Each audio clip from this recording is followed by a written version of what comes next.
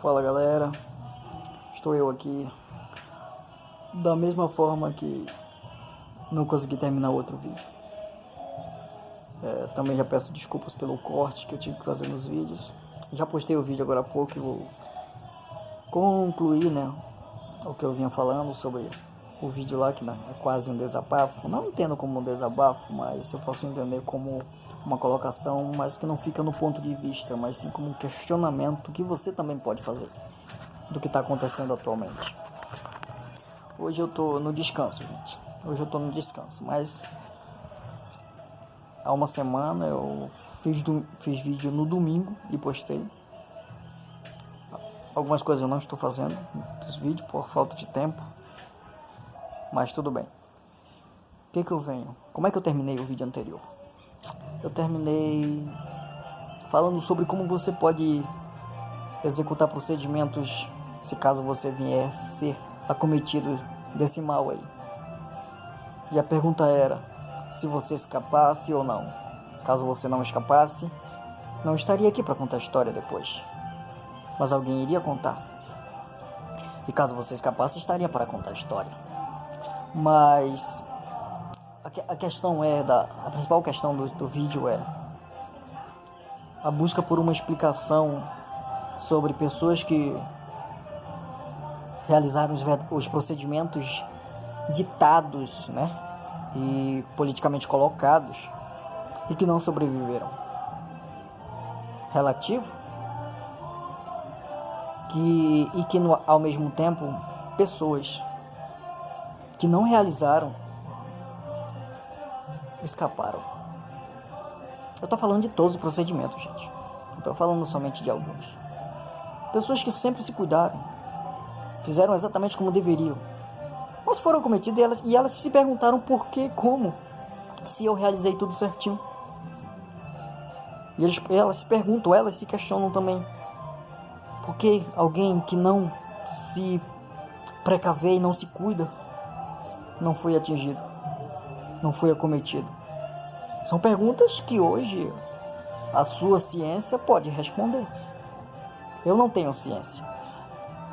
Eu não tenho uma ciência exata. Mas a gente tem o que a gente aprendeu, que a gente precisa colocar em prática, né?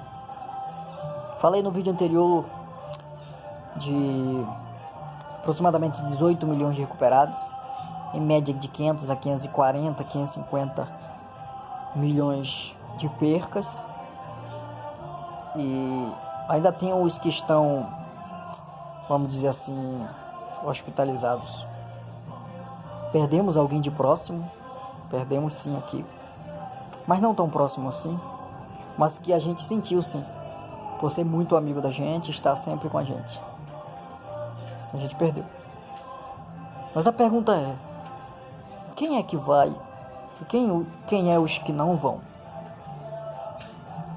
É interessante porque os que não se precavem, né, são os que são resistentes e não estão nem aí para as ordens de ordens de decretos estaduais.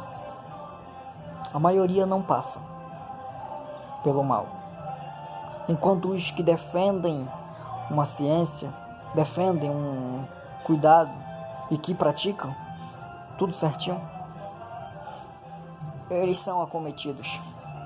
Essa fica a pergunta. A ciência explica isso? Acho que sim, explica. Eu é que não tenho a explicação. Mas o ambiente está aí fora. Todos estão aí fora. Tem hora para tudo, não é? Tem momento para tudo agora aí fora. Não tem tempo para tudo. Essas são as regras. Mas tem hora para sair, para voltar, para fazer, para não fazer.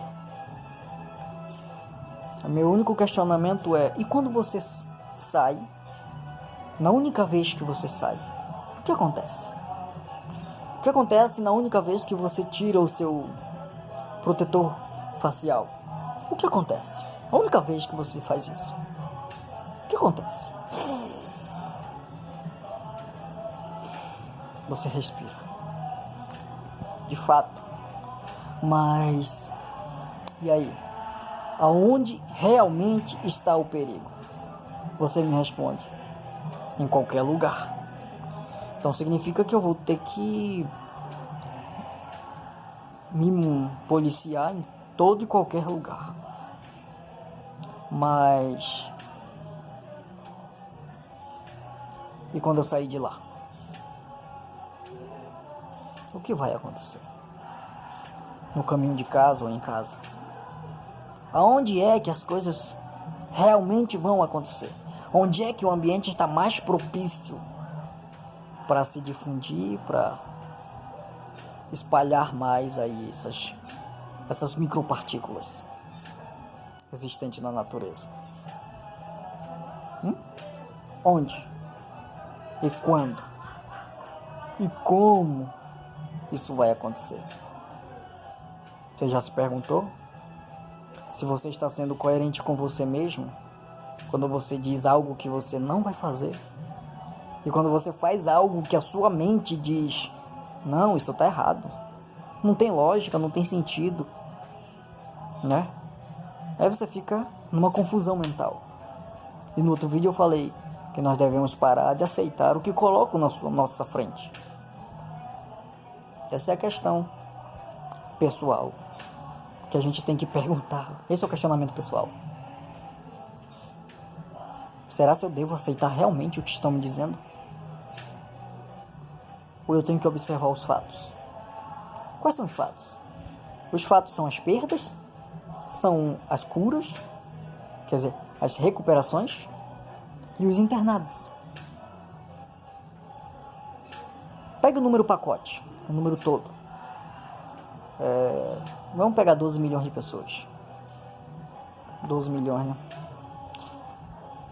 Aí a gente encontra 18 milhões de recuperados.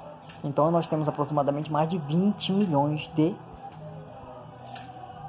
número total da população, né? 18 milhões de recuperados, mais 500 mil de perca. E os que estão internados, qual é o número deles? Quantos estão lá? E tem os casos que ainda não foram detectados. Você já parou para perguntar onde estão esses números que você e eu normalmente não procuramos? Digo que eu não procuro porque janeiro, fevereiro e março de 2020 eu procurei sim, todos os números. Qual foi a escala que estava sendo realizada e como era que era feito os números, o cálculo dos números, e descobri. Tanto o original de 2010, 2002, como de 2020. Foi quando me acalmei da situação atual de 2020 e 2021. Não posso falar de números, né? Então, posso dizer que o número total é 100% e o número que você deve procurar são os números 15, 20 e 36%. E sobre as picadinhas, semana passada descobri que a média de efeitos são variáveis de 36% até 36%. Até 36%. Mais do que isso é problemático. Mas se você pesquisar, você vai saber, você vai encontrar muita coisa. De cada uma delas. De cada uma delas. E aí? Melhor se arriscar no que a gente sabe que vai dar errado?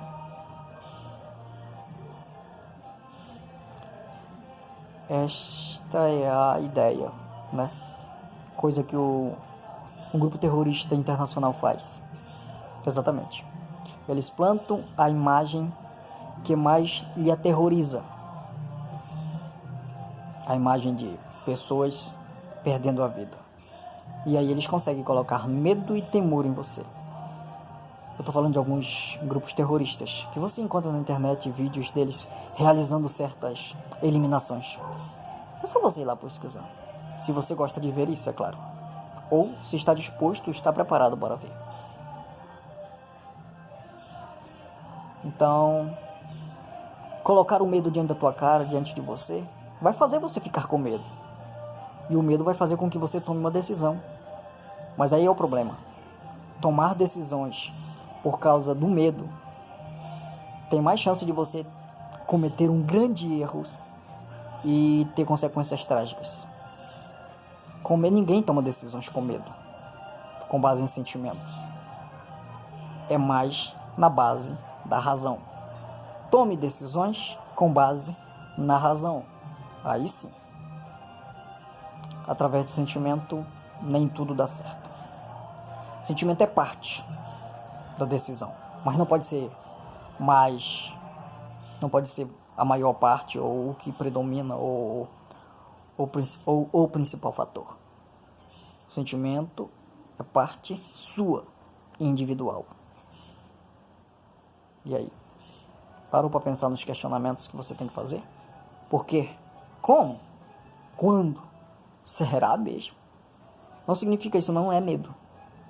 Isso é para você criar ter o seu senso e obter respostas. Perguntas são para gerar respostas. Nenhuma pergunta ficou sem resposta. De ninguém. Se a gente procurar, a gente encontra a resposta. Quanto mais perguntar, mais chance haverá de obter uma resposta. Este é o que eu tenho para falar para vocês nesse segundo vídeo, mais demorado. Observe os